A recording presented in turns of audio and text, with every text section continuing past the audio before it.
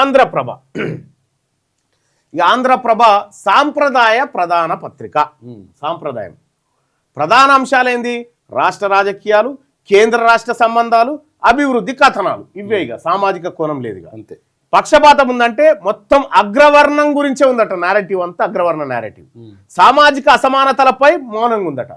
సామాజికంగా ఉన్న అసమానతలు ఉన్నాయి కదా, వాటిపైన ఈ పత్రిక మౌనంగా ఉందట, సైలెంట్ గా ఉందట. సప్పుడు తెలిసినా కూడా సప్పుడు చేస్తలేదట. ఎందుకు? అగ్రవర్ణాల కోసం. ఇక విశ్లేషణ, సామాజిక వర్గాల ప్రస్తావన అత్యంత తక్కువ. బీసీ, ఎస్సీ, ఎస్టీ, మైనారిటీల కోసం అసలు ఈ పత్రికలో ఎక్కడ కనిపించదట. ఆంధ్రప్రభ దినపత్రికలో ఏమీ కనిపించదట. ప్రధానంగా పాలక వర్గాల దృష్టి పెట్టిందట. పాలక వర్గాలు అంటే అడ్వర్టైజ్మెంట్ల కోసం, ప్రభుత్వాన్ని జోక్తేనే కదా అడ్వర్టైజ్మెంట్, ఆ టైప్ లో ఉంది తప్ప ఇందులో ఈ వర్గాల ప్రయోజనం ఏమీ లేదట. ఇక్కడ రేటింగ్ చూద్దాం. సామాజిక న్యాయం ఫోకస్ ఉందా అంటే 5కి 4 అంటే utter flop, single star, fail. BC, SC, ఎస్టీలకు ఏమైనా స్పేస్ ఇచ్చిందా అంటే 1 స్టార్, ఫెయిల్.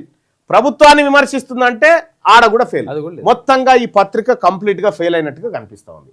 ఆంధ్రప్రభ అత్యంత వరస్ట్ పత్రికగా ఉంది.